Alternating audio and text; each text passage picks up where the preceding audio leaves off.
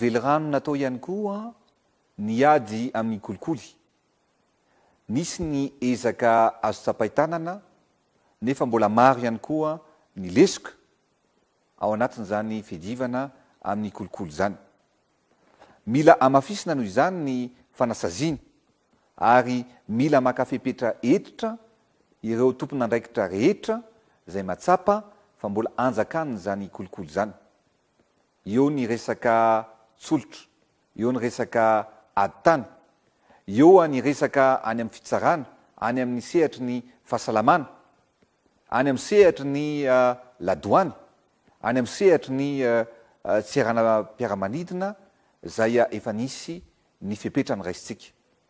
Noho izany dia tsisy indrafotsika fa ho tohizana hatrany ny ezaka mba hidivana ampiena any kolikoly eto amin'ny firenena. Ry malagasy namako, miankina amin'ny fahaizantsika amin'ny famometanana, miankina amin'ny firaisapo, ny firaisan-tsaina, ao anatin'ny fitiavan-tanindrazana no ahafahantsika mampandroso any Madagasikara malalatsika. Amin'ny alalan'ny fiara-mientana no ahafahantsika manangana ho avy mamiratra